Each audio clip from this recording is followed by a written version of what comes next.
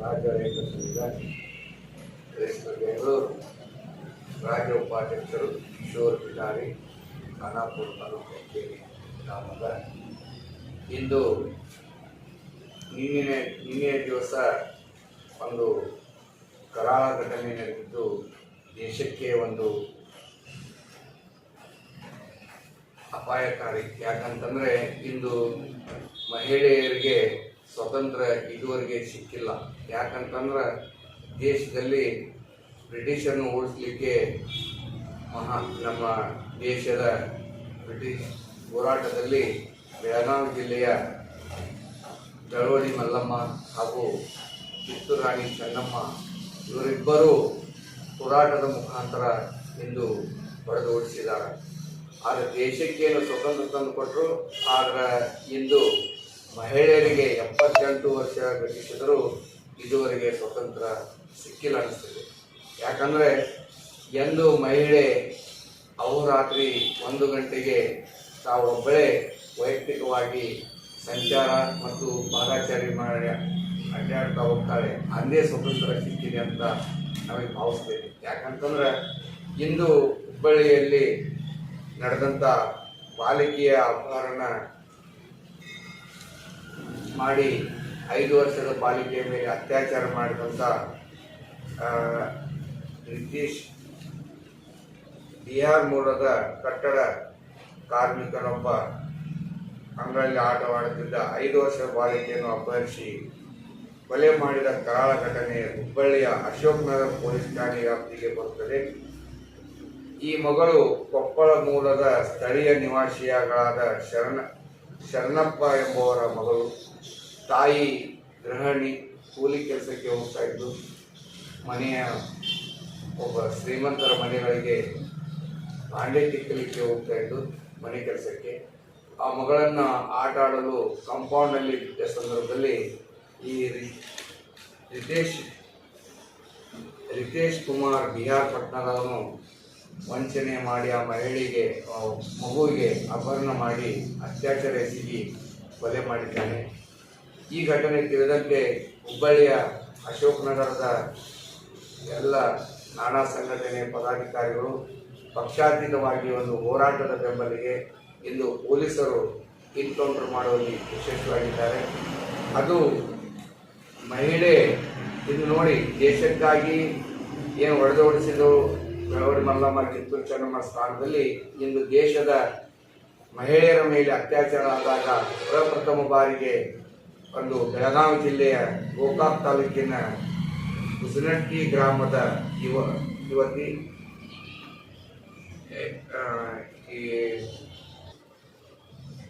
ಇಂದು ಬೆಳವಡಿ ಮಲ್ಲಮ್ಮ ಹಾಗೂ ಕಿತ್ತೂರು ಚೆನ್ನಮ್ಮನ ಸ್ಥಾನವನ್ನು ಭರ್ತಿ ಮಾಡಲು ಒಬ್ಬ ಪೊಲೀಸ್ ಅಧಿಕಾರಿ ಮಹಿಳೆಯ ಸ್ಥಾನದಲ್ಲಿ ಬೆಳಗಾವಿ ಜಿಲ್ಲೆಯ ಗೋಕಾಕ್ ತಾಲೂಕಿನ ಗುಜನಗಟ್ಟಿ ಗ್ರಾಮದ ಯುವತಿ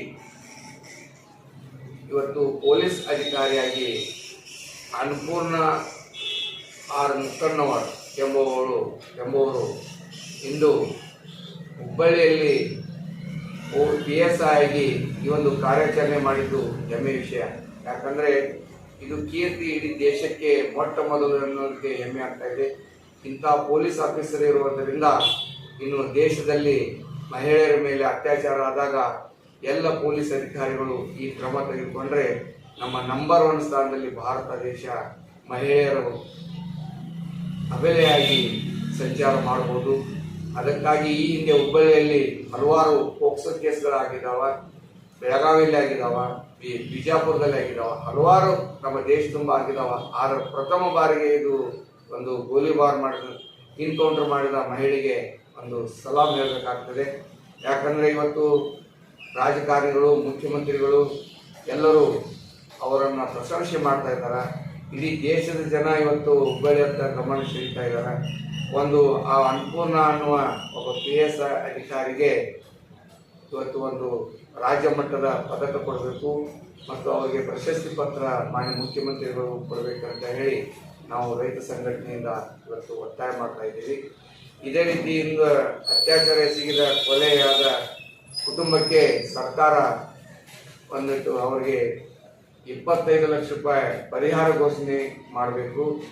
ಮತ್ತು ಇನ್ಮೇಲೆ ಇಂಥ ಅತ್ಯಾಚಾರ ಎಸಗಿದ ಜನರ ಮೇಲೆ ಒಂದು ಪೊಲೀಸರು ಈ ಒಂದು ಇನ್ಕೌಂಟರ್ ಮಾಡೋದ್ರಿಂದ ಬೆಚ್ಚ ಬಿದ್ದು ಇನ್ನು ಮುಂದೆ ಇಂಥವು ಮಾಡೋದಿಲ್ಲ ಅಂತೇಳಿ ಮರುಕಳಿಸುವುದಿಲ್ಲ.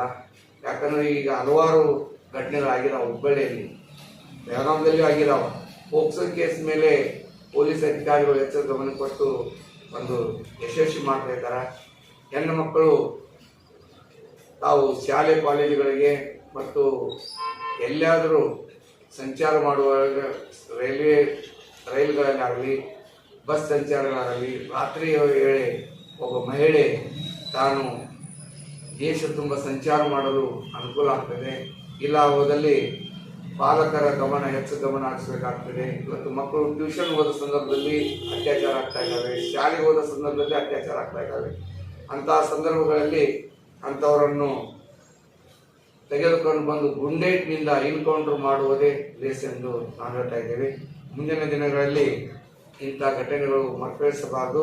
ಮತ್ತು ಈ ಪೊಲೀಸ್ ಅಧಿಕಾರಿ ನೋಡಿ, ಅನ್ನಪೂರ್ಣ ಅವರಿಗೆ 4 ಜನ ಅಣ್ಣ ತಮ್ಮಂದಿರು, 4 ಜನ ಅಕ್ಕ ತಂಗಿಯರು, ಕೊನೆಯ ಮಗಳಾಗಿದ್ದರಿಂದ ಇವರು ಒಂದು ದೇಶ ಸೇವೆ ಮಾಡಲು ಪೊಲೀಸ್ ಅಧಿಕಾರಿಯನ್ನೇ ಆಯ್ಕೆ ಮಾಡಿಕೊಂಡು ಇಂದು ಗುಂಡೇಟು ಮಾಡಿ ಇನ್ಕೌಂಟರ್ ಮಾಡಿದ್ದು ಇಡೀ ದೇಶಿಗೆ ನಂಬರ್ 1 ಪೊಲೀಸ್ ಅಧಿಕಾರಿಯಾಗಿ ಪ್ರಶಂಸೆಗೆ ಪಾತ್ರರಾಗಿದ್ದಾರೆ. ಅವರಿಗೆ ಇನ್ನು ಮುಂದೆ ಸರ್ಕಾರ ಎಚ್ಚೆತ್ತುಕೊಂಡು ಪ್ರಶಸ್ತಿ ನೀಡಿ ಅವರಿಗೆ ಉನ್ನತ ಸ್ಥಾನ ಸಿಗಲೆಂದು ಹಾರೈಸ್ತಾ ಇದ್ದೀವಿ. ಮತ್ತು ಈ ಬಡ ಕುಟುಂಬಕ್ಕೆ ತಂದೆ ಶರಣಪ್ಪ ಪೇಂಟಿಂಗ್ ಕೆಲಸ ಮಾಡ್ತಾ ಇದ್ದ, ತಾಯಿ ಮನೆ ಕೆಲಸ ಮಾಡ್ತಾ ಇದ್ದರು. ಒಬ್ಬ ಅಕ್ಕ ಅಂಗವಿಕಲಿದ್ದಾಳೆ, ಒಬ್ಬ ಮಗಳು, ಇನ್ನೊಂದು ಮಗಳು 5 ವರ್ಷದ ಬಾಲಿಕೆ ಮೇಲೆ ಅತ್ಯಾಚಾರ ಮಾಡಿ ಕೊಂದು ಹಾಕಿದಂಥ ಯುವಕ ರಿತೇಶ್ ಕುಮಾರ್ ಅವರನ್ನು ಇಂದು ಗುಂಡೇಟು ಹಾಕಿದ್ದು ಒಳ್ಳೆಯದಾಗಿದೆ. ಅದೇ ರೀತಿ ನಮ್ಮ police commissioner Hubballi S Shashikumar ಅವರು ಪ್ರಶಂಸೆ ಮಾಡಿದ್ದಾರೆ. ಇನ್ನು ಮುಂದಿನ ದಿನಗಳಲ್ಲಿ ಪೊಲೀಸರಿಗೆ ಹೆಚ್ಚಿನ ಅವಕಾಶ ಮಾಡಿಕೊಟ್ಟರೆ ಇಂಥವು ಘಟನೆಗಳಲ್ಲಿ ಹೆಚ್ಚಿನ ಪ್ರಶಸ್ತಿ ಪಡೀತಾರೆ. ಗೃಹ ಸಚಿವರು ಇನ್ನು ಮುಂದೆ ಯಾವುದೇ ಇನ್ಕೌಂಟರ್ ಮಾಡಲು ಪರವಾನಗಿ ಕೊಡಿ.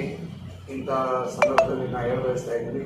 ಇನ್ನು ಮುಂದೆ ನಾವು ಯಾವುದೇ ಘಟನೆಗಳ ನಡೆದಲ್ಲಿ ಬೀದಿಗಿಳಿದು ಒಂದು ರೈತ ಸಂಘಟನೆ ಸಹ, ಅಖಿಲ ಕರ್ನಾಟಕ ರೈತ ಸಂಘಟನೆ ಸಹ ಇದಕ್ಕೆ ನಾವು ಹೋರಾಟದಲ್ಲಿ ಬೆಂಬಲ ಆಗ್ತಾ ಇದ್ದೀವಿ.